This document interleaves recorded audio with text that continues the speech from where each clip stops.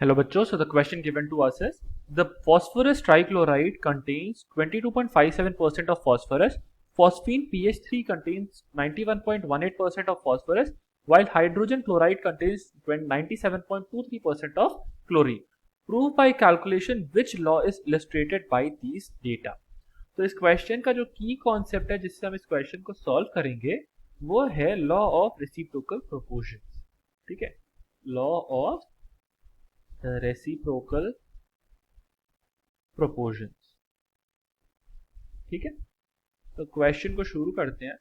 तो हमें क्वेश्चन में गिवन किया है कि हमारे पास फॉस्फोरस ट्राइक्लोराइड है जिसमें से 22.57% फॉस्फोरस है। ठीक है, तो मान लो कि हमारे पास गिवन है फॉस्फोरस ट्राइक्लोराइड जो होता है PCl3। अब उसमें 22.57% हमारे पास है फॉस्फोरस। उसका मतलब है कि 100 माइनस 22.57 जो कि होता है 77.43% हमारे पास क्लोरीन होगा। और मान लो कि अगर हमारे पास 100 ग्राम का कंपाउंड होता तो हम बोल सकते हैं कि 22.57 gram of phosphorus is reacting with 77.43 gram of chlorine. ठीक है, इसीलिए बोल सकते हैं कि क्या 1 gram of phosphorus reacts with 77.43 divided by 22.57 gram of chlorine, और इसकी वैल्यू आती है हमारे पास 3.43 ग्राम। आगे हमें क्वेश्चन में गिवन है कि हमारे पास है phosphine which contains 91.18% of phosphorus. ठीक है, तो फॉस्फीन होता है PH3। ठीक है, तो PH3 में हमें गिवन है कि हमारे पास 91.18% फॉस्फोरस है। मान लो कि हमारे पास 100 ग्राम फॉस्फीन होता तो उसका मतलब है कि 91.18 ग्राम हमारे पास फॉस्फोरस है। तो हमारे पास 100 माइनस 91.18 ग्राम हमारे पास हाइड्रोजन होगा जो कि होता है 8.82 ग्राम हाइड्रोजन। तो इससे हम लोग बोल सकते हैं कि 1 gram phosphorus 1 gram phosphorus reacts with 8.82 divided by 91.18 gram hydrogen. ठीक है, इसकी वैल्यू आती है हमारे पास 0.097 ग्राम।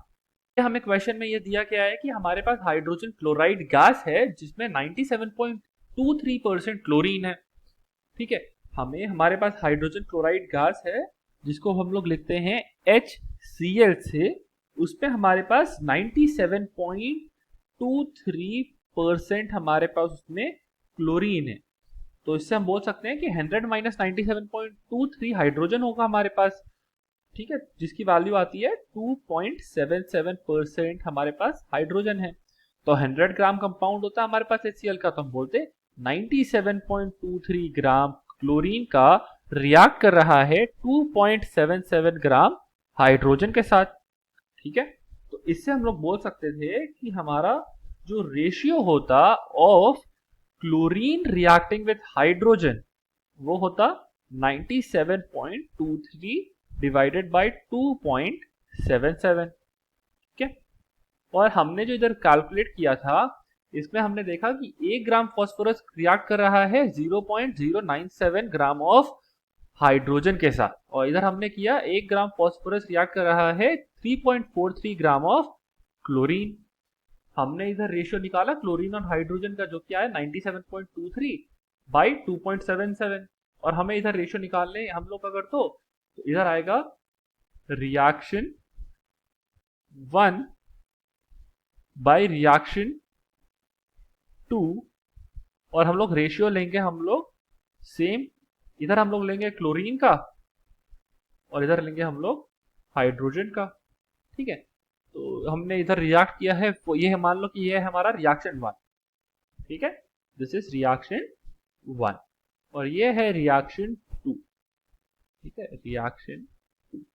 तो हमने इसमें चाहिए 3.43 ग्राम क्लोरीन और इधर चाहिए हमें 0.09 ग्राम ऑफ हाइड्रोजन। तो इसको लिख लेते हैं, यह आ जाएगा 3.43 डिवाइडेड बाई 0.097।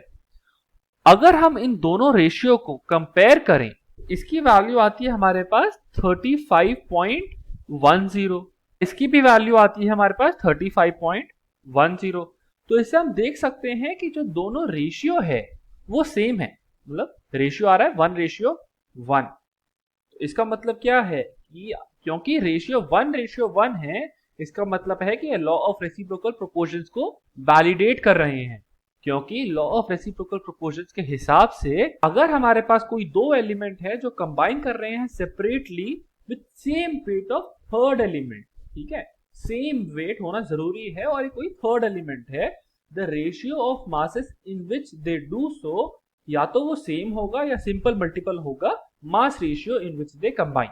तो हमने यही किया, इधर क्लोरीन और हाइड्रोजन का जब हमने रेशियो निकाला रिएक्शन के रेशियो से, जिसमें क्लोरीन और हाइड्रोजन रिएक्ट कर रहे हैं वो सेम आ रहा है, इसका मतलब है कि reciprocal proportion is valid here. Reciprocal proportion is valid here. ठीक है, hope you understood